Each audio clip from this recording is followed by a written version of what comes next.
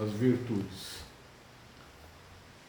As virtudes, do seu mais alto grau, comportam o conjunto de todas as qualidades essenciais que constitui um homem de bem. Ser bom, caridoso, laborioso, moderado, modesto, são qualidades do homem virtuoso, ou do ser humano virtuoso.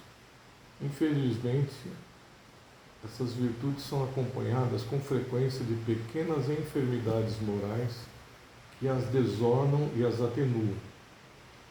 Aquele que exibe a sua virtude não é virtuoso, uma vez que lhe falta a qualidade principal, que é a modéstia. E o que tem o vício mais contrário é o orgulho. A virtude, em verdade, digna desse nome, não gosta de se exibir. É adivinhada, mas se oculta na obscuridade e foge da admiração das multidões. São Vicente de Paulo era muito virtuoso.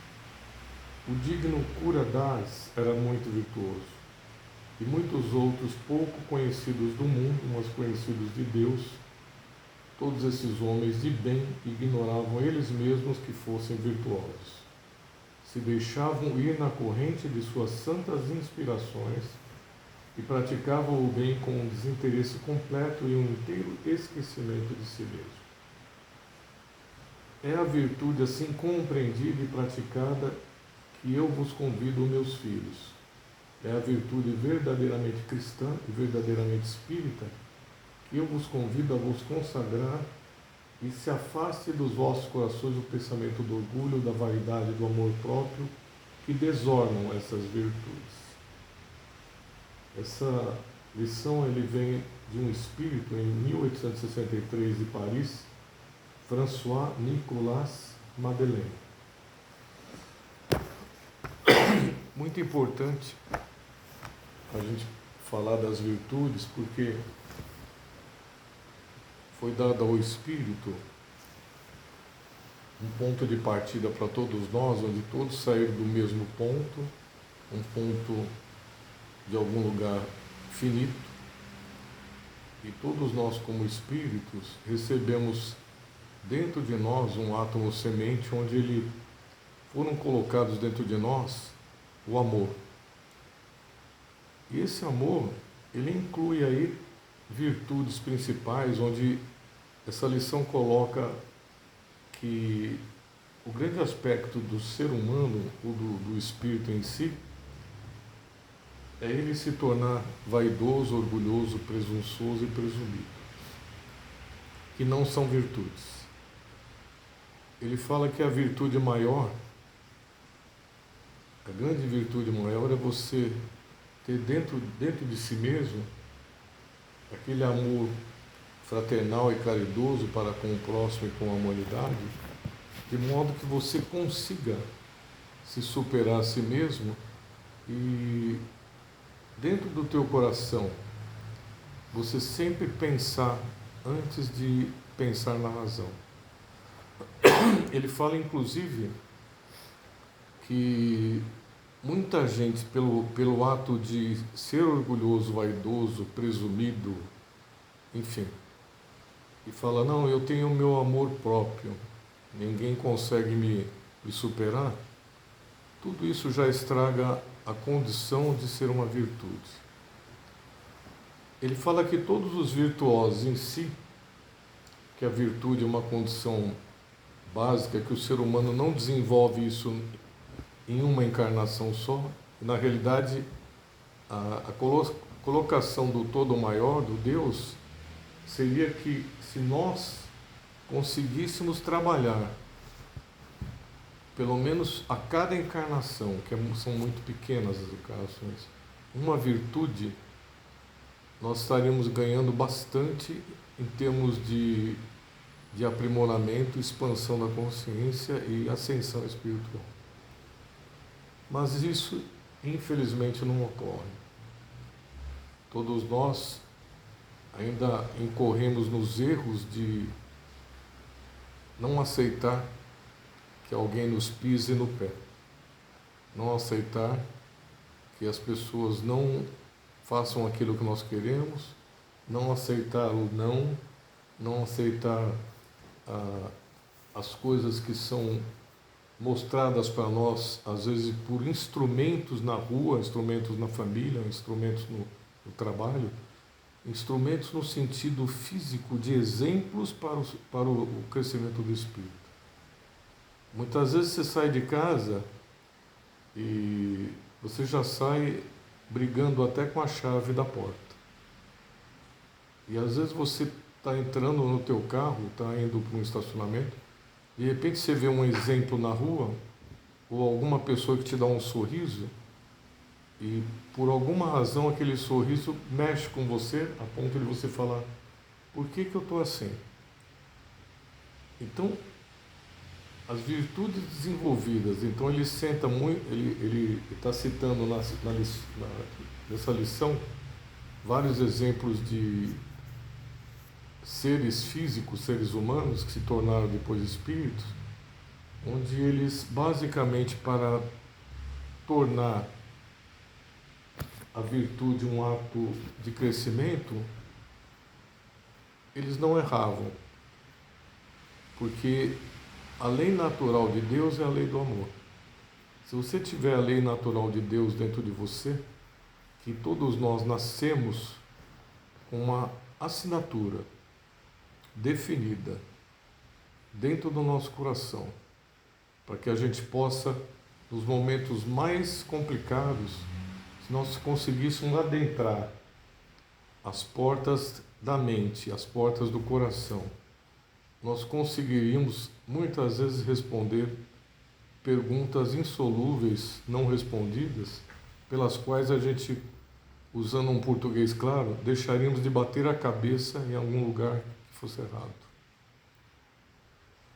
Todas as vezes é citado que o nosso caminho é um caminho estreito, a porta é estreita e as nossas cruzes ninguém pode carregar por nós. Alguém pode até nos ajudar, mas as nossas cruzes são nossas.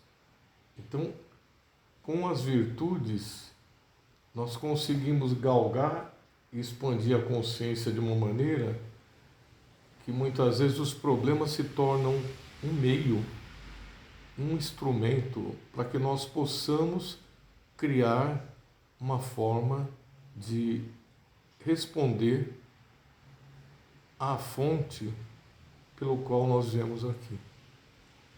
E nós deixamos muitas vezes de responder ao Pai por termos a inércia, a letargia, termos um excesso de calma que dentro de nós às vezes está pegando fogo e nós estamos explodindo e aparentamos uma calma que não faz parte da gente. O que nós temos que ter, que é cobrado de nós, é o equilíbrio da resolução de tudo aquilo que é colocado para nós diariamente, para que a gente possa e venha a crescer. Infelizmente, nós como espíritos ainda, muitos não cresceram ainda, não saíram nem da adolescência, nem da infantilidade. Eles continuam ouvindo com o ouvido e não escutam. Continuam vendo com os olhos e não veem. Ou seja, continuam num processo de estou deixando para lá, vou resolver depois, isso não é para mim, isso não é comigo, não quero saber. São as respostas que você mais tem durante o processo de crescimento do espírito aí fora. Se nós conseguíssemos, por alguns instantes, parar e pensar, nós veríamos quão é importante se nós pudéssemos desenvolver dentro de nós, numa encarnação só, algumas virtudes. Nós pouparíamos muito de estar nessa roda das encarnações, desse ir e voltar, que não é bom, porque numa dessas vindas nós podemos não ter suporte para poder estar no planeta onde nós nem pensávamos que deveríamos estar. Nós vamos amargar. Então, Nós temos que fazer o possível para que possamos sair daqui com um mínimo de defeitos a serem trabalhados e um pouquinho mais de virtudes dentro de nós, porque tudo isso será cobrado de nós pela nossa própria consciência no exato momento da nossa dissolução, que seria a passagem para o outro lado. Essa passagem, às vezes, ela é muito dolorosa para alguns espíritos, principalmente quando o espírito ele tem um processo de orgulho e vaidade dentro dele, com um materialismo exacerbado, que ele só pensa mais no lado do físico. A dificuldade é muito grande do plano espiritual de fazer com que haja a partida dele e que não se prolongue mais no momento que ele precisa mais estar já deixando. Poucos conseguem o desapego nesse momento.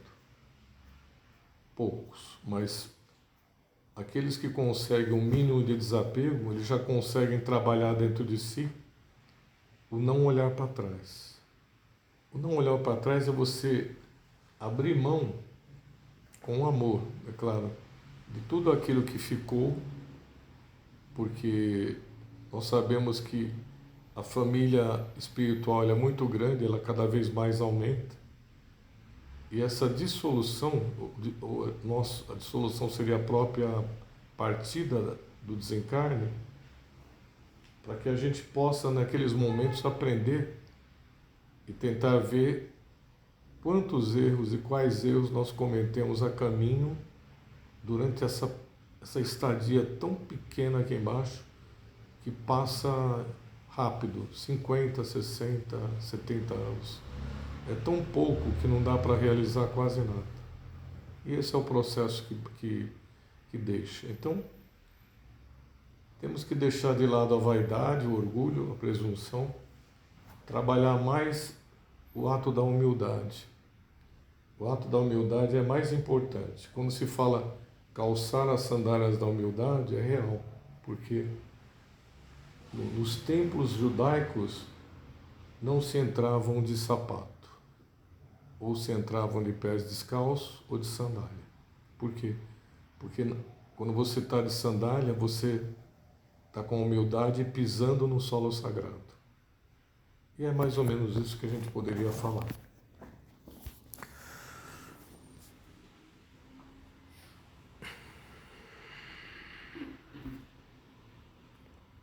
Vamos fazer agora uma prece, então.